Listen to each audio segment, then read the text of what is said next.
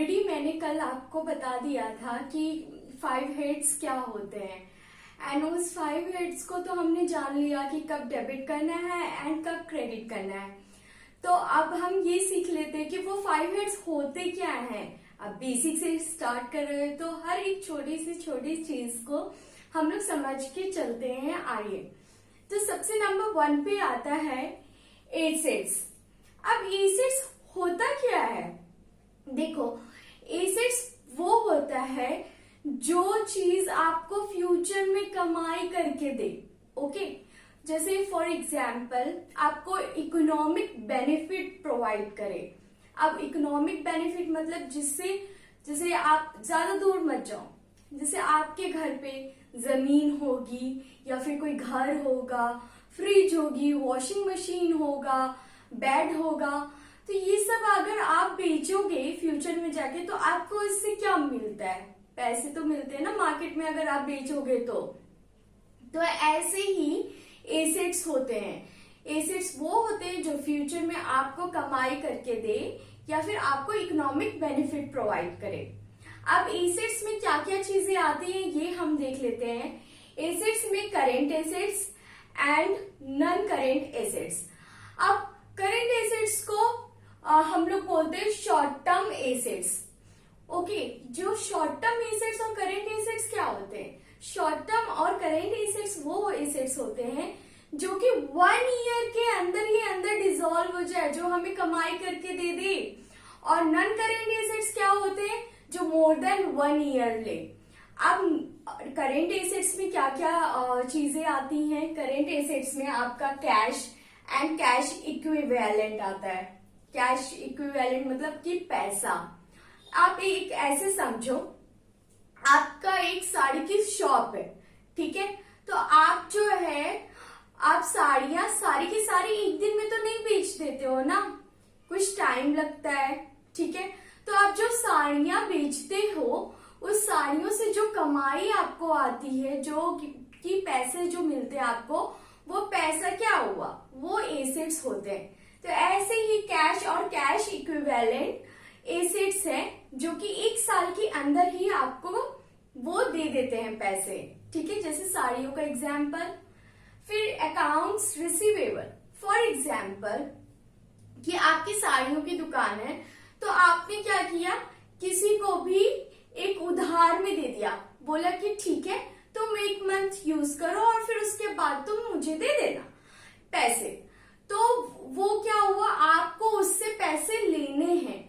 ऐसे ही कंपनी का जो डेटर्स होते हैं, जो कंपनी पब्लिक से जिससे पैसे कंपनी को जिससे पैसे लेने हैं पब्लिक से, वो होते हैं अकाउंट्स रिसीवेबल कंपनी के लिए। एंड वैसे ही इन्वेंट्री आती है। जैसे आप एक बात समझो कि आपका साड़ियों की फैक्ट्री है, ओके? तो आप साड़ियों की फैक्ट्री, जब साड़ियां प्रोड्यूस करते हो, जब आप साड़ियों का ऑर्डर लेते हो, उसको बनाते हो, तो क्या करते हो आप? सारी की सारी जो साड़ियां हैं वो तो आप नहीं बेच देते हो ना, कुछ तो स्टॉक में रह ही जाता होगा कि साड़ी बेच देते हो आप कुछ ज्यादा ही अच्छे सेलर होगे तो साड़ी बेच देते होगे। बट प्रैक्टिकली अगर सोचो आप, तो ये पॉसिबल नहीं है कि सारी की सारी चीजें आप एक दिन में ही या फिर आप 1 साल के अंदर सारी चीजें बेच सकते हो, बट एक दिन के अंदर सारी चीजें नहीं बेच सकते हो। और ऐसा भी नहीं होगा कि आपके पूरे साल भर नहीं बिकेंगे।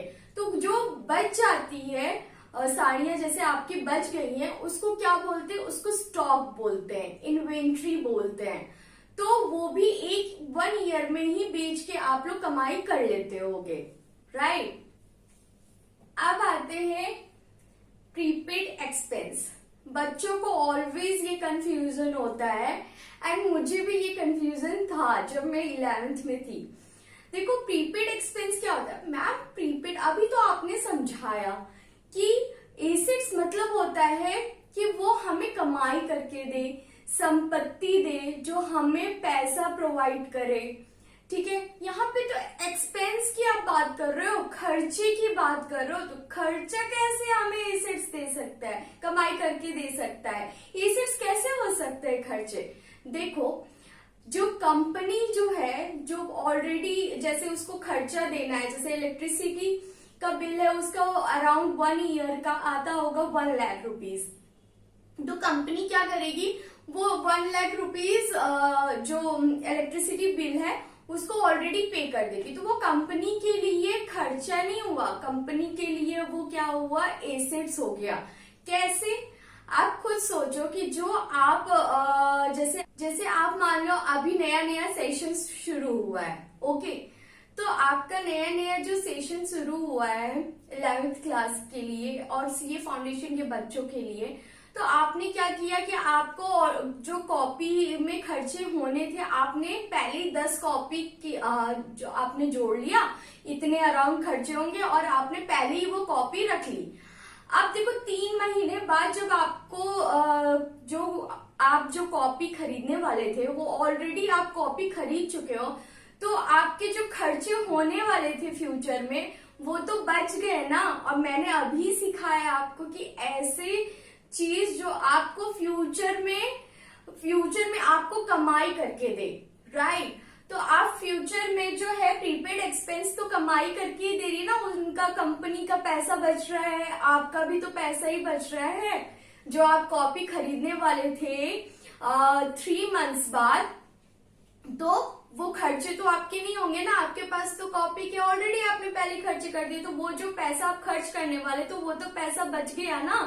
तो वो क्या हुआ, आपका एसेट्स हो गया। फिर लास्ट आता है शॉर्ट टर्म इन्वेस्टमेंट। वैसे तो बहुत सारे करेंट एसेट्स होते हैं but these are the examples. तो इसमें जो कुछ एग्जाम्पल्स मैंने बस लिए हैं। देखो, last one is short term investment.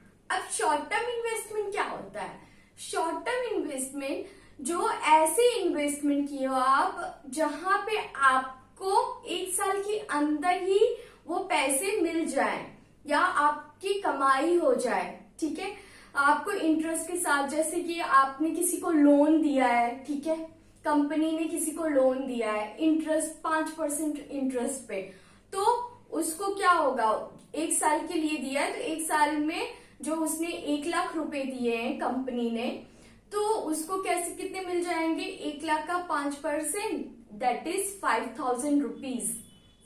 And 1,05,000 rupees जो किसको मिलेगा, वो कंपनी को मिल जाएगा। तो यहाँ पे 5,000 का प्रॉफिट तो हो रहा है ना, तो वो कंपनी के लिए क्या हुआ, इन्वेस्टमेंट हो गई।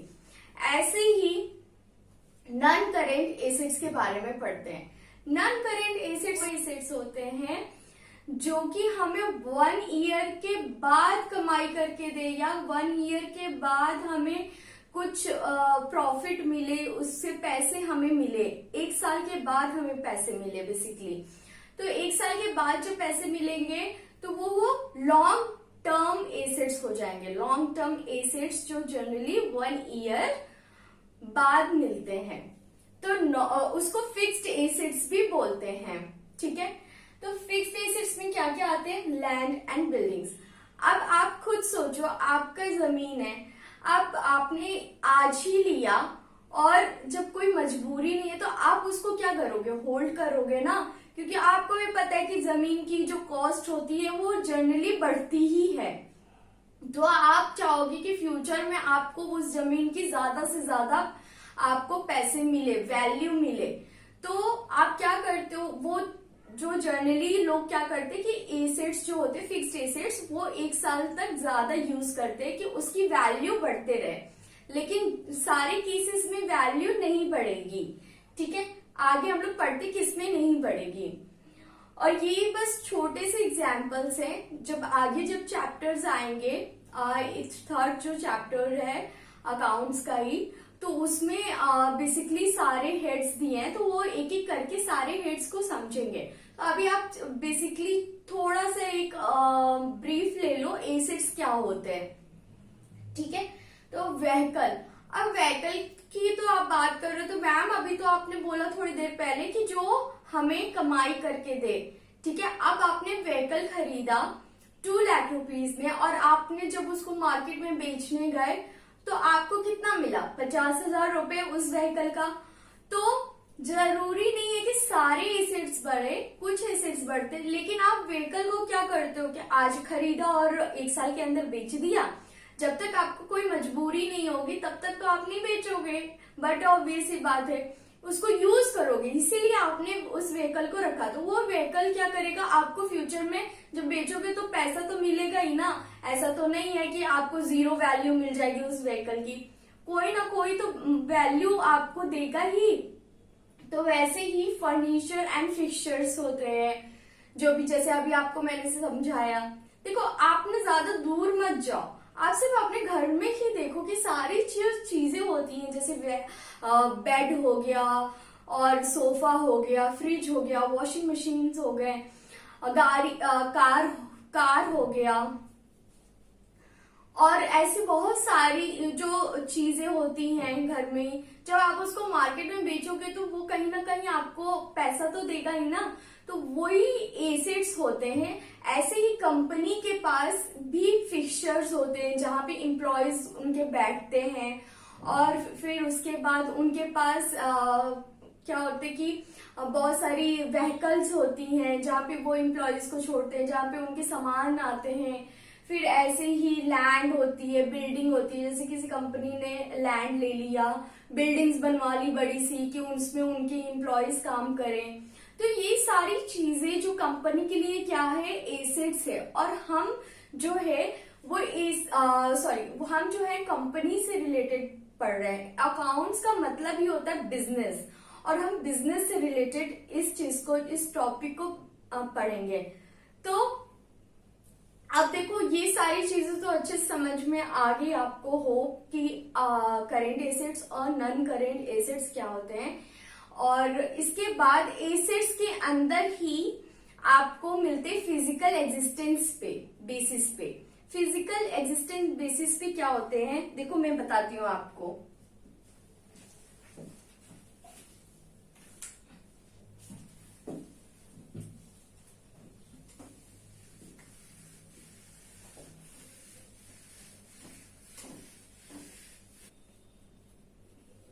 टेंजिबल, फिजिकल एग्जिस्टेंस पे होते हैं टेंजिबल और इनटेंजिबल।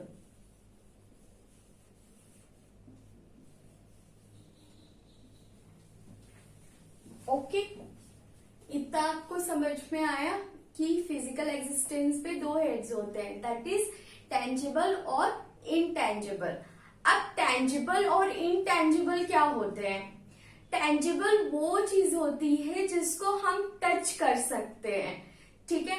जैसे फॉर एग्जाम्पल आप फर्नीचर को टच कर सकते हो, आप लैंड को भी टच कर सकते हो। आप जैसे मेरे लिए मेरा एसेट्स क्या हुआ, मेरा एसेट्स ये बोर्ड हुआ, ठीक है। अगर मैं इसको मार्केट में बेचने जाऊं तो बट ऑब्वियस सी बात है कि मुझे पैसे मिलेंगे, और मैं तो इसको अभी तो बेचने वाली नहीं हूँ। मैं तो चाहती हूँ कि मैं इसको बहुत ज्यादा यूज करूं।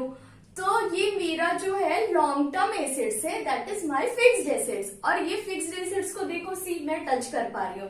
तो जो ऐसी जो भी एसेट्स जो आप टच कर पा रहे हो, आप उसको बोलते हैं, सॉरी आप ऐसे एसेट्स जिसको आप टच कर पा रहे हो उसको बोलते हैं टेंजिबल एसेट्स, ठीक है। टेंजिबल एसेट्स में क्या आ जाएगा आपका? Land, buildings,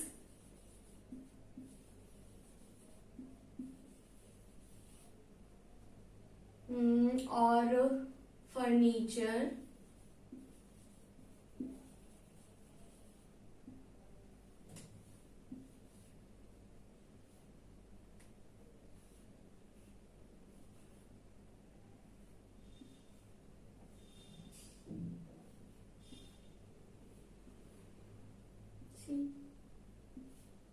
buildings,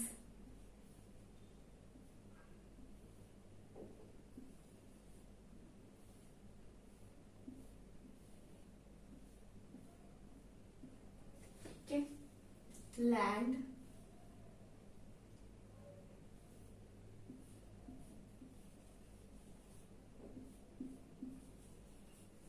okay. और भी बहुत सारी चीज जो मैंने आपको समझाई है वो सारी चीजें आती हैं किसमें, टेंजिबल एसेट्स में। जिसको अभी आप टच कर पा रहे हो उसको बोलते हैं टेंजिबल एसेट्स। अब आते हैं बारी इनटेंजिबल एसेट्स के बारे में। और इनटेंजिबल एसेट्स क्या होते हैं? इनटेंजिबल एसेट्स जो वो एसेट्स होते हैं जिसको आप टच नहीं कर सकते हो, ठीक है। जैसे फॉर एग्जाम्पल पेटेंट्स,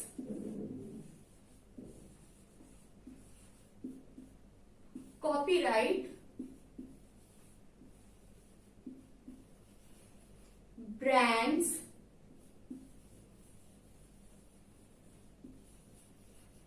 गुडविल,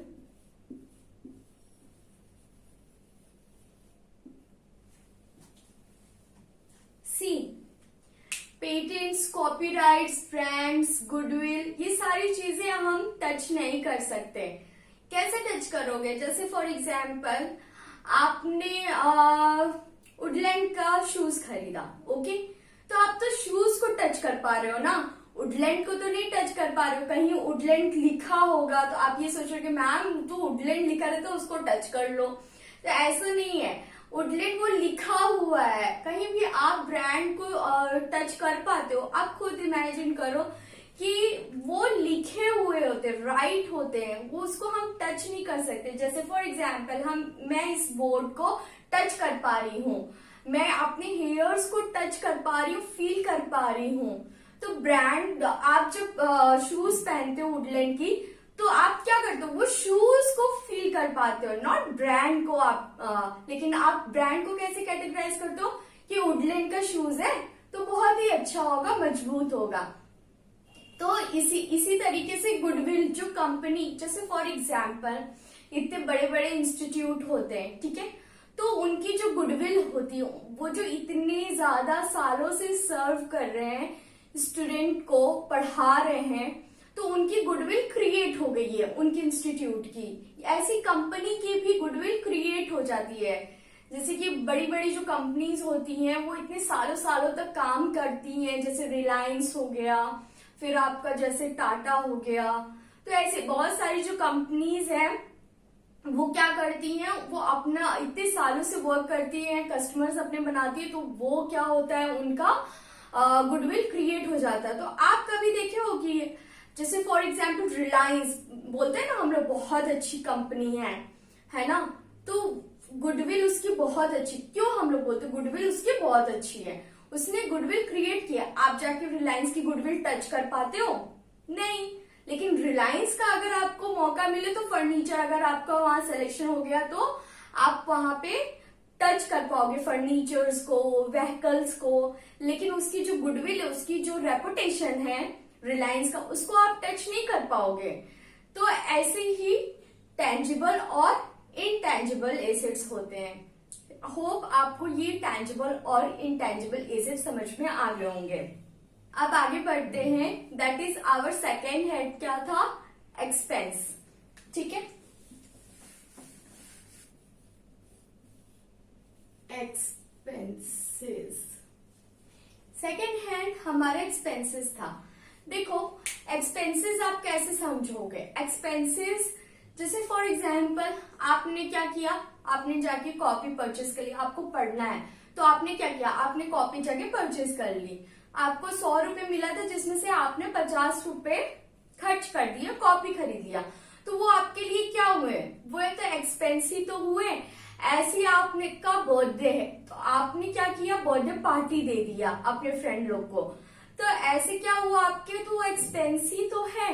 अब देखो ज्यादा दूर नहीं जाते, हम अपने आसपास की चीजों से हम लोग सीखते हैं कि वो क्या होते हैं, एक्सपेंसेस, एसेट्स, लायबिलिटी, तो बहुत ज्यादा इजी हो जाएगा कंपनी की तरीके से सोचने में। सबसे पहले हम लोग अपने आसपास की चीजों से सीखते हैं, दैट इज एक्सपेंस क्या होता है। अब जैसे फॉर एग्जाम्पल इलेक्ट्रिसिटी बिल आएगा आपके घर में, ठीक है, आपको आपके पापा जॉब करते हैं या फिर आपके पापा का बिजनेस होगा, तो उनको जो इनकम मिलती है, ठीक है, मैं इसमें इनकम भी आपको समझा रही हूँ, प्लीज ध्यान देना, एक्सपेंस और इनकम दोनों समझा रही हूँ। तो आपके पापा को पैसे मिले, ठीक है, सैलरी मिली, तो वो सैलरी आपके पापा की क्या हुई, इनकम ही तो हुई। या फिर आप स्कूल में जाते होगे तो पापा की इनकम ही तो लिखते हो कि पापा कितने कमाते हैं। इनकम अगर मतलब आसान लैंग्वेज में यूज करूँ तो दैट इज आपकी कमाई। आपकी कमाई क्या है तो उसको क्या बोलते हैं, इनकम। जो भी चीज आप जैसे फॉर एग्जाम्पल आपकी साड़ी है वो आपका एसेट्स है, लेकिन जब आप उसको बेच के जो भी अपने कॉस्टिंग वगैरह सब निकाल के, जो जिनके बिजनेस होंगे वो समझ रहे होंगे ये चीज, और जिनके बिजनेस नहीं है मैं उनको भी समझा रही हूँ कि उसकी कॉस्टिंग वगैरह निकाल के जो उनके प्रॉफिट्स होते हैं वो उनके इनकम हो जाते हैं। अब उसी इनकम से क्या करते हैं कि हम उसको पे करते हैं। इलेक्ट्रिसिटी बिल आई हमारे घर की तो क्या करते हैं, हम उसको पे करते हैं। एंड ऐसे ही बहुत सारे जो खर्चे होते हैं, सब्जी के खर्चे, घर चलाने के जो भी खर्चे होते हैं, वो सारे जो खर्चे होते हैं वो क्या होते हैं, एक्सपेंसेस होते हैं। और इनकम क्या होती है, जैसे आपके फादर की, जिनके फादर जॉब करते हैं और जिनकी मम्मी जॉब करती है, तो उनको जो पैसा मिलता है कंपनी से या फिर जहां वो जॉब करती है, जो सैलरी मिलती है वो उनके लिए क्या हुए, इनकम हुए। जो उन्होंने सर्विस प्रोवाइड की या काम किया उसके बदले में उनको वो पैसा मिला, तो उनके लिए वो इनकम हो गया। और उस इनकम से जो भी वो अपने खर्चे करते हैं वो उसको बोलते हैं एक्सपेंस। ठीक है, होप आपको इनकम और एक्सपेंस समझ में आ गए होंगे। बहुत ही इजी है। आपको पॉकेट मनी मिलती है तो वो आपके लिए क्या हो गए, वो इनकम हो गए। और आपने उस पॉकेट मनी को खर्च कर दिए तो वो आपके लिए क्या हो गए, एक्सपेंस हो गए। So simple.